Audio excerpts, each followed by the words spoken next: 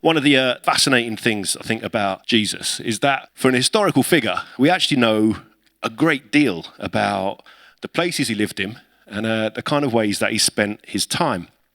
So the Bible tells us that Jesus grew up in the town of Nazareth.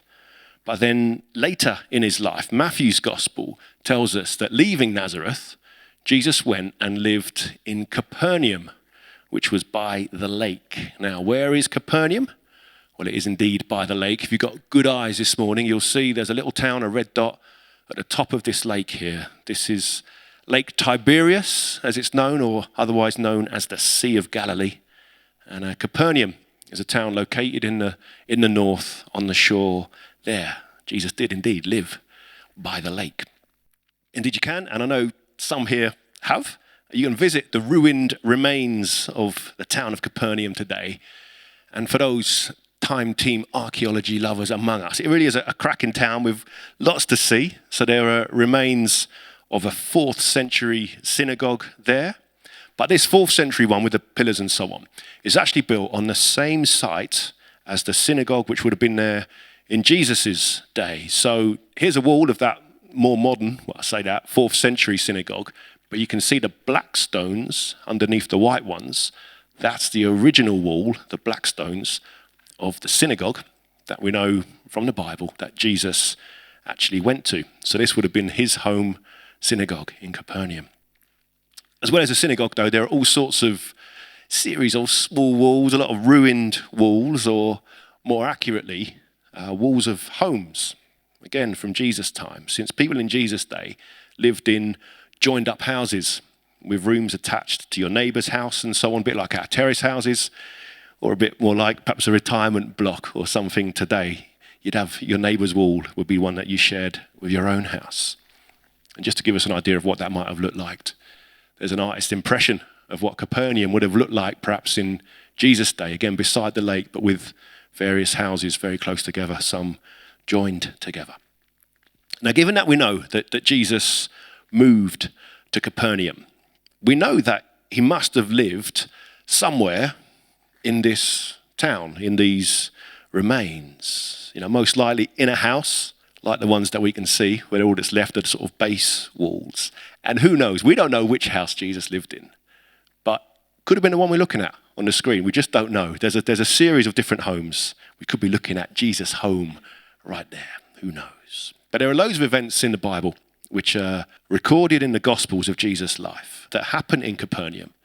And one of the most famous of all took place in a home. So we're going to have a look at that story. It's from Mark's Gospel, chapter 2. A few days later, when Jesus again entered Capernaum, the people heard that he had come home. They gathered in such large numbers that there was no room left, not even outside the door, and he preached the word to them. Some men came, bringing to him a paralyzed man, carried by 4 of them.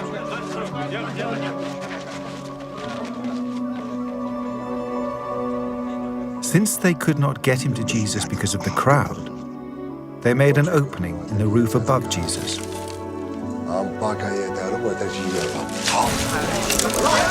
By digging through it, and then lowered the mat the man was lying on.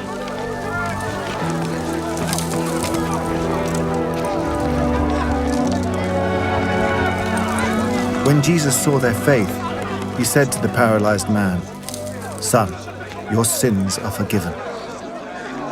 Now some teachers of the law were sitting there, thinking to themselves, "Why does this fellow talk like that? He's blaspheming. Who can forgive sins but God alone?" Immediately, Jesus knew in his spirit that this was what they were thinking in their hearts. And he said to them, "Why are you thinking these things? Which is easier, to say to this paralyzed man, 'Your sins are forgiven,' or to say, 'Get up, take your mat and walk'? But I want you to know that the Son of Man has authority on earth to forgive sins."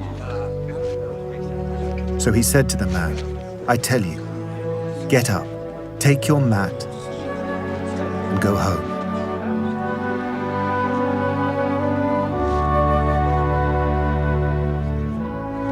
he got up, took his mat, and walked out in full view of them all. This amazed everyone, and they praised God, saying, "We've never seen anything like this."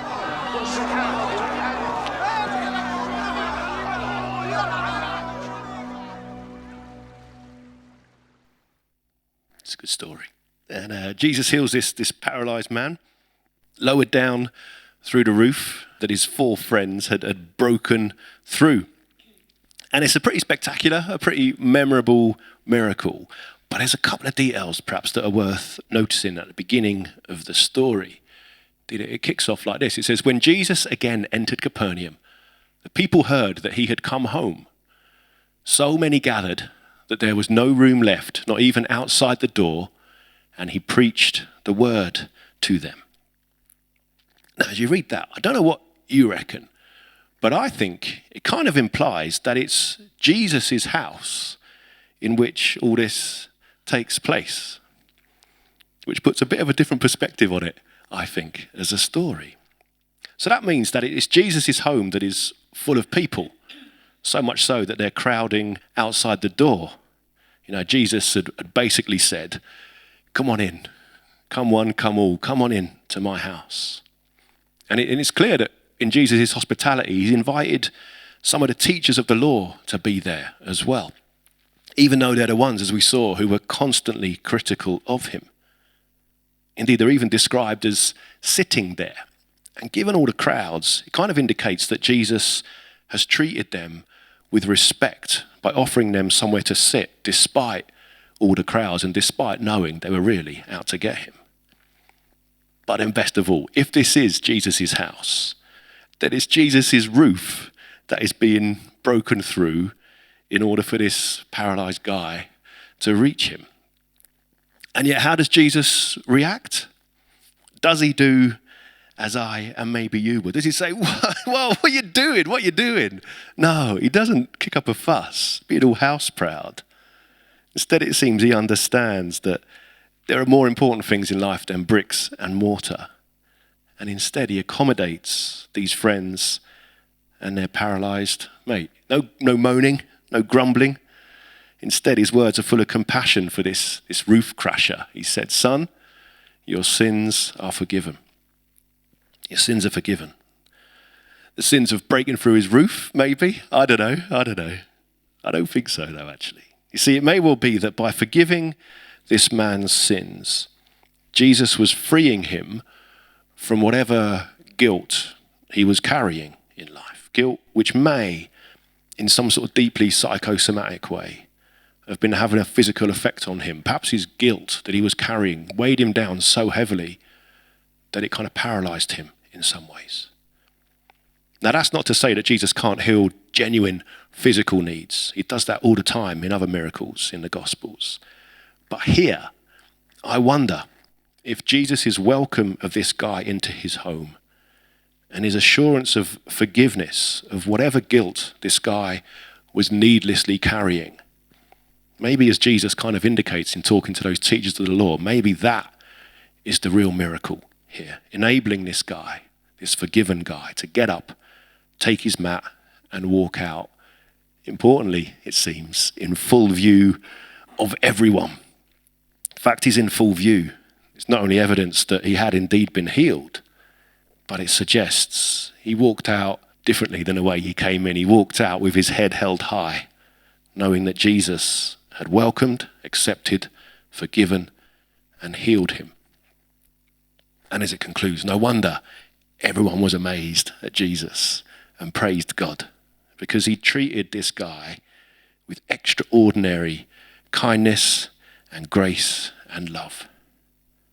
Indeed, it seems to me that we do well to ask God to help us to welcome both stranger and friend alike into our homes, even if they don't always treat our homes in the way we might wish they did, and maybe not break through the roof, but we have to treat them as our guests.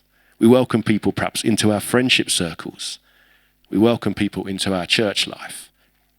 As who knows, it may just be that by welcoming people in, that gestures of kindness and love enable them to not only feel welcomed, but to receive God's healing for whatever it is that's been holding them back from knowing the freedom and forgiveness of God's love in their lives.